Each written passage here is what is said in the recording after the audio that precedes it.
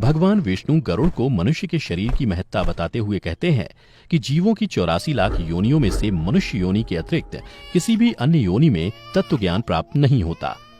विभिन्न योनियों में हजारों हजार करोड़ों बार जन्म लेने के पश्चात इकट्ठा किए हुए पुण्य पुंज के नियोजन करने के पश्चात फिर कहीं जाकर मनुष्य योनि प्राप्त होती है। गरुड़ पुराण के अनुसार उत्तम शरीर प्रत्येक दृष्टिकोण से संपन्न और अविकल इंद्रियों को प्राप्त करके भी जो मनुष्य अपने हित को नहीं जान पाया, उस मनुष्य को गरुड़ पुराण में ब्रह्म घातक की उपाधि दी गई है। शरीर के बिना कोई भी जीव पुरुषार्थ नहीं कर सकता, इसलिए शरीर और धन का सही उपयोग कर पुण्य एकत्र करना बुद्धिमत्ता की निशानी है, ताकि ये आपके मोक्ष प्राप्ति में सहायक हो सके। आपको ये जानने की आवश्यकता है कि मनुष्य का शरीर ही उसके पुरुषार्थों का एकमात्र साधन है, जिसे प्राप्त कर वह अपना कल्याण कर सकता है। इसलिए उसकी रक्षा करने का दायित्व आपका ही है।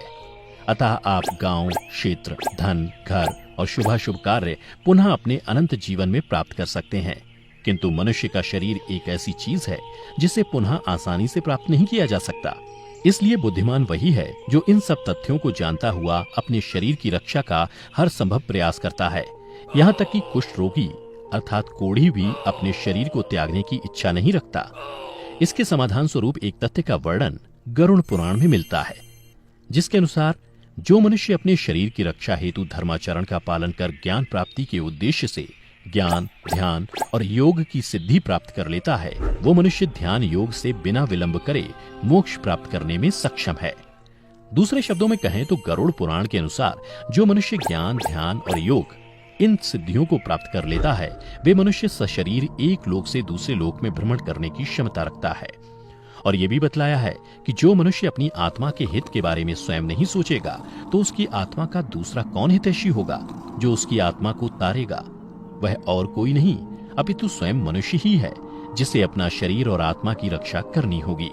गरुड़ पुराण में मनुष्य को जीवन और उसके इस देह की महत्ता को कुछ इस प्रकार समझाया गया है। मनुष्य के सामने वृद्धावस्था बाघिन के सामने खड़ी है। फूटे हुए घड़े से गिरने वाले जल की भांति प्रतिक्षण मनुष्य की आयु समाप्त होती जा रही है और उस पर से रोग शत्रु की भांति प्रहार किए जा रहे हैं। अतः श्रेय प्राप्ति के लिए मनुष्य को अभी से अभ्यास करना चाहिए। विष्णु जी पक्षीराज गरुड़ से बताते हैं कि जो मनुष्य अपने हित और अहित को जाने बिना कुमार्ग पर चलते हैं और जिनका सारा ध्यान केवल पेट भरने में ही रह जाता है, वे मनुष्य नरकगामी हैं।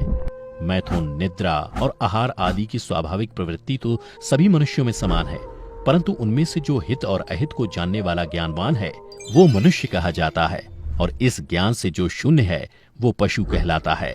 इसी के साथ सत्संग और विवेक को मनुष्य के दो निर्मल नेत्र बताया है। इससे अनजान व्यक्ति एक अंधे के समान है। परंतु कुछ लोग अनेक प्रकार की क्रियाएं जैसे कि व्रत, उपवास करते हैं, तो कुछ अज्ञानता से भरे लोग ढोंगी बनकर विचरण करते हैं। परंतु ये सवाल उठता है कि क्या शरीर को दंड देने मात्र से किसी अविवेकी व्यक्ति को मुक्ति प्राप्त हो सकती है? तो इसका उत्तर है नहीं। वेद शास्त्र और पुराणों को जानने वाला जो मनुष्य परमार्थ को नहीं जानता, उसका भी संपूर्ण ज्ञान कौवे के कांव कांव करने की भांति माना गया है। और उदाहरण देते हुए बतलाया है, जिस प्रकार अमृत से तृप्त व्यक्ति के लिए भोजन की आवश्यकता नहीं होती, उसी प्रकार हे गरुड़, तत्वज्ञ को शास्त्र से कोई प्रयोजन नहीं होता। और ये भी जान लें कि ना तो वेदों के अध्ययन से और ना ही शास्त्रों के अध्ययन से मुक्ति प्राप्त होती है। मोक्ष प्राप्ति का एकमात्र उपाय है ज्ञान, और कुछ नहीं।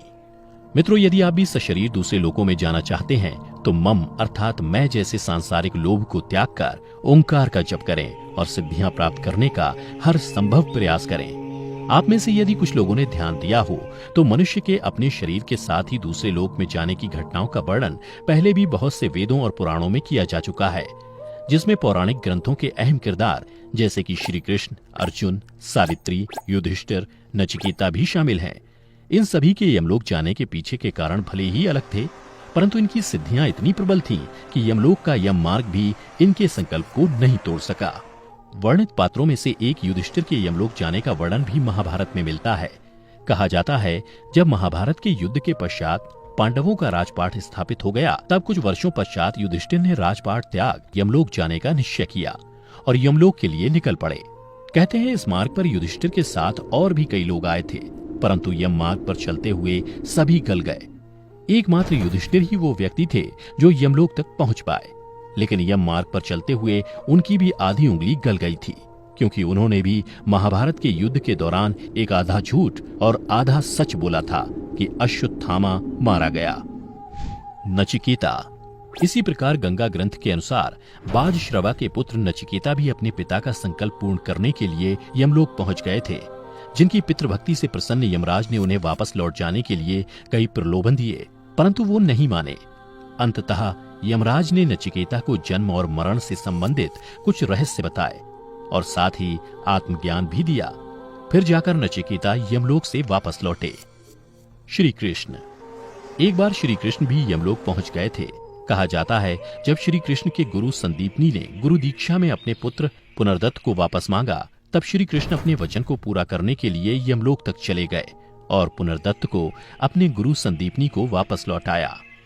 इसी तरह ऐसे और भी पात्र हैं जिन्होंने मृत्यु के उपरांत यम मार्ग पर जाने के नियम को बदल दिया और वो जीवित यमलोक भी गए और वापस भी लौटे। परंतु आज के समय में श्री कृष्ण, अर्जुन और रावण जैसे ज्ञानी और सिद्धियों से निहित मनुष्य का मिलना असंभव सा लगता है। परंतु यदि कोई मनुष्य आज भी मौजूद है तो उसके लिए जीवित दूसरे लोकों में जाना संभव है।